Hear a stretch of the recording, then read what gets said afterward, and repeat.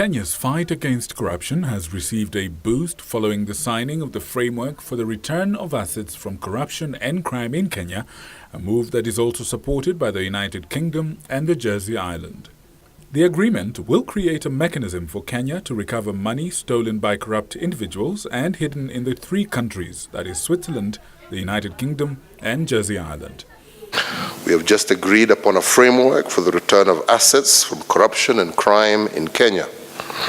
The framework outlines our commitment and action plan for recovering the proceeds of crime and corruption, and it will ensure that illegally acquired wealth held outside our country is repatriated to benefit the Kenyan people.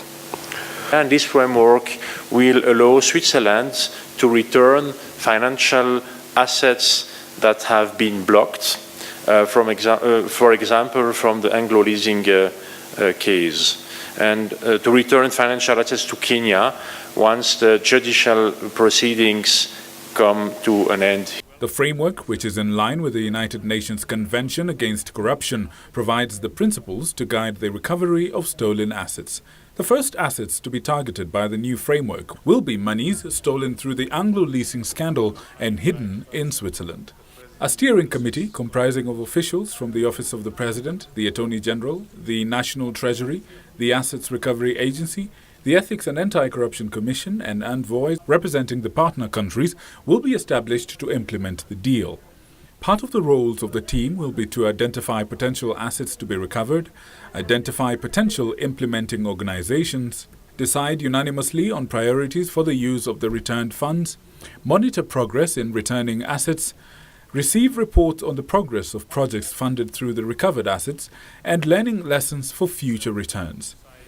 The agreement also has a provision to allow other nations willing to cooperate with Kenya in the recovery of stolen assets to join in. President Kenyatta hailed President Berset of Switzerland for continued support of Kenya's prosperity, saying that Switzerland, which was the first country to recognize Kenya at independence in 1963, has given immense support to Kenya's health and humanitarian sectors. Our partnership is enabling greater access to water, pasture, and strengthening service delivery in all ASAL areas. And partnerships such as these are important in ensuring that we lift our people out of poverty while delivering development and prosperity that leaves nobody behind. President Berset, who is in the country for a 2-day official visit, said that his country appreciates the role that Kenya is at regional and global stages.